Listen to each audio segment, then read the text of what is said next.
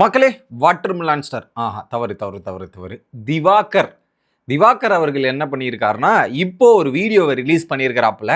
அதுலேயும் குறிப்பாக நிஷா மேலே வந்து எனக்கு ரொம்ப வருத்தமாயிருச்சு. நிஷா இப்படி பண்ணியிருக்க கூடாது, அவங்க உண்மையை தான் பேசியிருக்கணும், நிஷா எனக்கு எதிராக இப்படி பேசியிருக்க கூடாதுன்ற மாதிரி பொங்கி ஒரு வீடியோவை போட்டிருக்கார். அது மட்டும் இல்லாமல் இவருக்கு சில பேர் சப்போர்ட் பண்ணுறாங்க, என்னோட பலம் என்ன தெரியுமா அப்படின்ற மாதிரி அவருடைய பலத்தெல்லாம் கூட காட்ட ஆரம்பிச்சிருக்கிறார். என்னையா என்னது புதுசாக இருக்குதே அப்படின்ற மாதிரி தான் இருக்குது.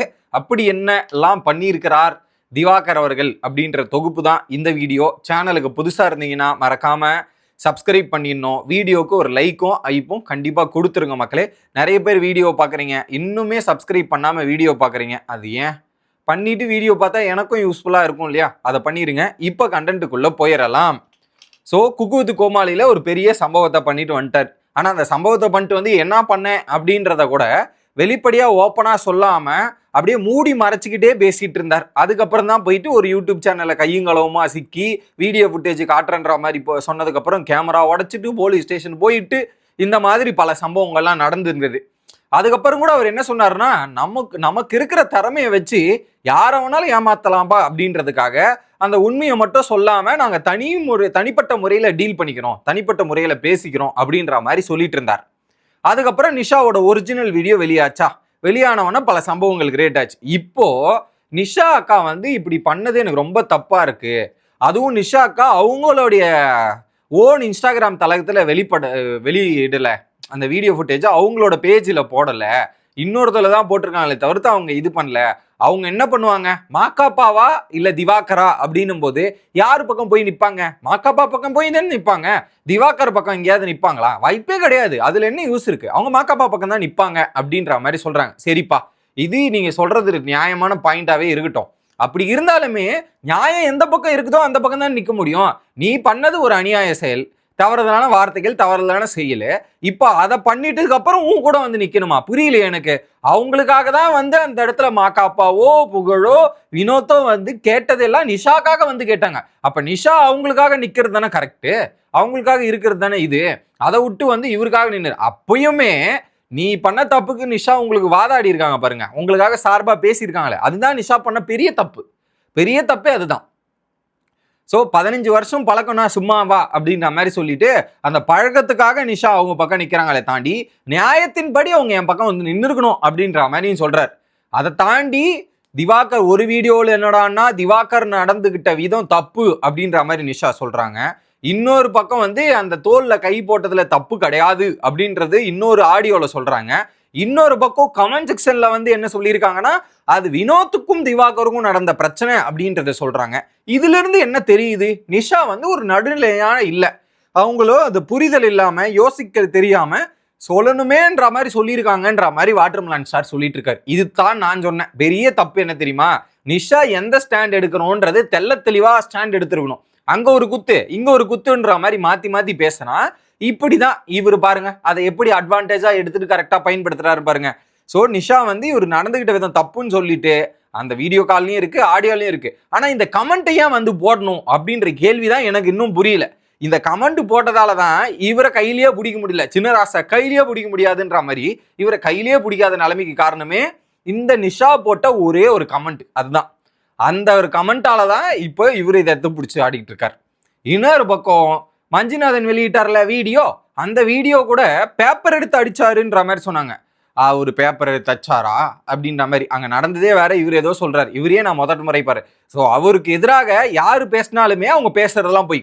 ஆனா உண்மையும் நியாயத்தின் நீதியின் மறு உருவம் யாருன்னா திவாகர் அப்படின்றது தான் நம்ம வச்சுக்கணும் போல இருக்கு. ஏன்னா அவர் அப்படிதான் அங்க சொல்றாரு, சத்தியம் ஜெயிக்கும், நியாயம் ஜெயிக்கும், தர்மம் வெல்லும் அப்படின்ற மாதிரி டைலாக்லாம் பேசுறதை தாண்டி நீ என்ன பண்ண அப்படின்றது.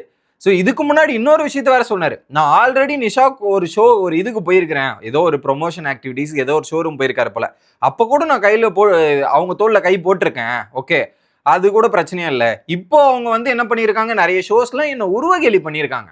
உருவகேலி பண்றது இதெல்லாம் பண்ணியிருக்காங்க. அதெல்லாம் வந்து ஷோன்ற மாதிரி எடுத்துட்டு போறோம். உருவகேலி பண்றதே தப்பு, அது ஷோவா இருக்கட்டும் என்ன வேணாலும் இருக்கட்டும். உருவகேலி அப்படின்றதும் இந்த அடல்ட்டு இந்த மாதிரி பண்ற விஷயங்கள் வந்து it is not good, it is not healthy அப்படின்றத நான் பார்க்குறேன். அதுவே தப்பு, அதையும் கடந்து போகக்கூடாது, அதையும் நம்ம கேட்கணும். அதை தாண்டி ஒரு மாக்காப்பாக்காக இப்ப சில விஷயங்கள் அவங்க சாதாரணமா பேசுறாங்களே தாண்டி, நிஷா இதுக்கு முன்னாடி இருந்தது வேற, இப்ப வேற. ஆனா நிஷா அக்கா மேல நான் வச்சிருந்த மரியாதையே போச்சுங்க, மரியாதையே போச்சு அப்படின்ற மாதிரி சொல்றாங்க. நான் ஒரு அப்பாவி பையன் நான் அப்படின்றது சொல்றாரு. யாரு? திவாகர் ஒரு அப்பாவியா, ஒரு அப்பாவி பையனும் அவரே அவருக்கு சர்டிபிகேட் முத்திரை, திவாகர் ஒரு அப்பாவி அப்படின்ற மாதிரி சர்டிபிகேட் அவரே அவருக்கு கொடுத்துக்கிறார். என்ன திவாகர் அது, வாட் இஸ் திஸ் அப்படின்ற மாதிரி தான் நமக்கும் ஃபீல் ஆகுது. இன்னொரு பக்கம் வினோத் தான் நிறைய தப்பா பேசினாரு, இதெல்லாம் பிகேவ் பண்ணாரு, நான் கிடையாது. முழுக்க முழுக்க வினோத் தான். நான் வந்த உடனே என் மேல அவருக்கு பொறுக்க முடியாம எனக்கு எதிராக பல விஷயங்கள் பண்ணாருன்ற மாதிரி சொல்றாரு. இது வேற இன்னுமே இல்லை மக்களே, அது பிக் பாஸோட பகை, அது தீரவே தீராது. அதையும் மீறி இங்க எடுத்துன்னு வந்து விட்டது சேனலோட தப்பு. அதுலயும் சேனல் இருக்கு பாருங்க, சேனலு ஐயோ இவங்கள சொல்லணும் முதல்ல. இதுல ஜாதியை பத்தி இவர் பேசுறதே கிடையாது. இதையும் சொல்றாரு, ஜாதியை பத்திலாம் நான் பேசவே மாட்டேன் அப்படின்ற மாதிரி. சார் சார் சார் சார் உருட்டலாம், ஆனா இது பெரிய உருட்டு, உலகமாக உருட்டால இருக்கு. ஜாதியை பத்தி நீங்க பேச மாட்டீங்க, நாங்க பிக் பாஸ்லயே பாத்துட்டோம். ஆமா, நீ எந்த ஊரு? நம்ம ஊரு. ஓ நம்ம ஏரியாவா, நம்பாலா அப்படின்றதா இருக்கட்டும். சொத்து மதிப்பு எவ்வளவு இருந்தும் போது உடனே வந்து கல்யாணம் பண்ணிக்கலாமா அப்படின்ற மாதிரி டைலாக் போடுறதா இருக்கட்டும். இதெல்லாம் நாங்கெல்லாம் எப்பயோ பார்த்துட்டு பிக் பாஸ்லயே.